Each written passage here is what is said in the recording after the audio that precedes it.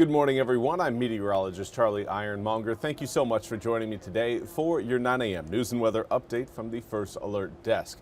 I do want to highlight a story out of Enfield where a woman is now behind bars facing trespassing and resisting arrest charges. Police Chief Shoemaker and Enfield police officers were called to a report of trespassing at around 9:30 p.m. last night at a home located at 114 Andrews Street.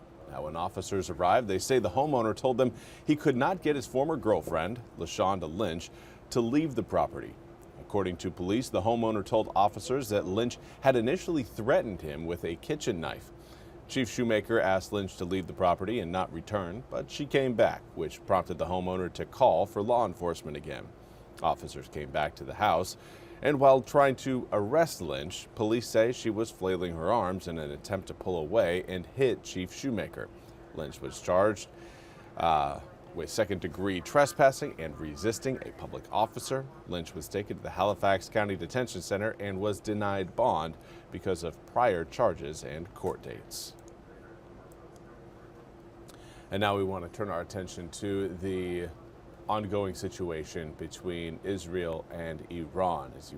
Israel last night launched preemptive strikes on Iran's nuclear targets as well as military leaders, and this morning Iran launched a counterattack. NBC's Keir Simmons has more. A blinding flash as waves of explosions blast Iran's capital overnight. Here, a terrified Iranian woman films from her window, then down on the street. They are hitting. They hit 3 or 4 back to back, she says. Moments ago, Israel launched Operation Rising Lion, a targeted military operation to roll back the Iranian threat to Israel's very survival. This morning, an apartment building still burning. The attacks hitting residential areas, killing Iran's 3 most senior military leaders and targeting its nuclear program. Here, thick black smoke rises above the Natanz nuclear facility. This video, Israel says, shows their military simultaneously taking out Iranian defenses. More than 10 locations outside the capital were hit, Iran's state media said, and multiple sites in Tehran itself. The Secretary of State releasing a short statement calling the action unilateral, writing, "We are not involved," while Israel's Prime Minister in a televised address in English saying there is more to come. This operation will continue for as many days as it takes to remove this threat. And this morning, Iran launching a counterattack. Passengers at Tel Aviv airport stranded. Hospitals preparing underground facilities, while ordinary Israelis stock up on essentials, fearing what might come next. Still, many saying they support the action. We had no choice. I really feel like this was a last-minute decision because we had no choice. And this morning, President Trump posting that he told Iran to make a deal, but they, quote, couldn't get it done. The president writing, certain Iranian hardliners spoke bravely, but they didn't know what was about to happen. They are all dead now, and adding, Iran must make a deal before there is nothing left.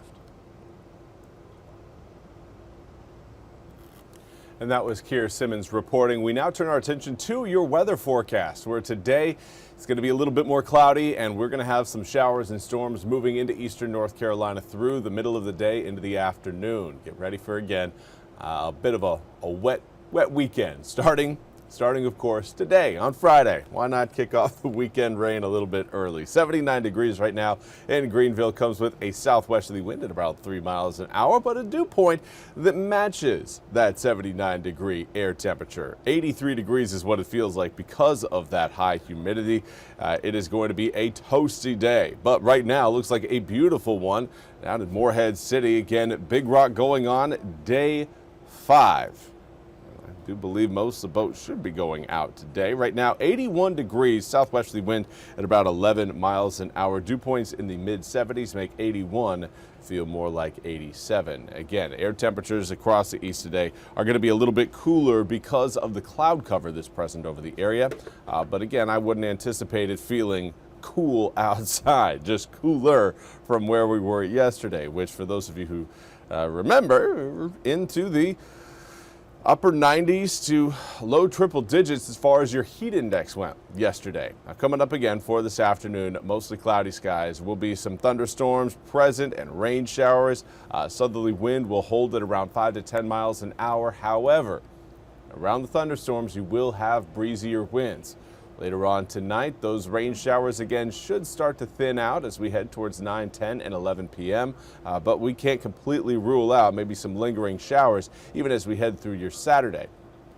Just got to look at how that whole system is going to be progressing. It's a very slow moving low over Illinois and Indiana. That's just a really slow mover, and the mountains aren't going to get it across the eastern North Carolina coastal plains any faster. So it's just going to be one of those patterns where we're just going to have to be patient and understand that eventually that low pressure system will drag its cold front over eastern North Carolina. That should happen potentially late Sunday evening to Sunday night.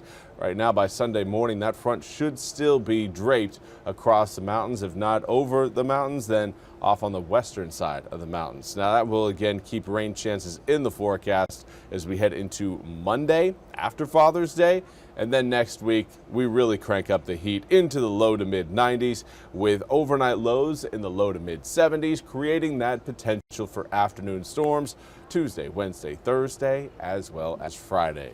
Again, just a wet time period. And because we are looking at rain showers here over the next 8 days consistently, there is certainly a chance that we may be starting to look at some flooding issues by the time we get to the tail end of this weekend. Again, we'll see how today and tomorrow goes, but right now it's certainly something that people should be aware of. If you do live in an area that does suffer from poor drainage, you may want to have some routes planned out to maybe get around some standing water at times this weekend. Well, that's all we have time for today's 9 a.m. news and weather update. Had to double check. Of course, it is Friday. Hopefully you all have a wonderful day. We'll be back with more news and weather coming up at the top of the hour. Until then, again, have a wonderful Friday and an even better Father's Day weekend. This hour of the WITN First Alert Desk is sponsored by ENC Pirate Realty.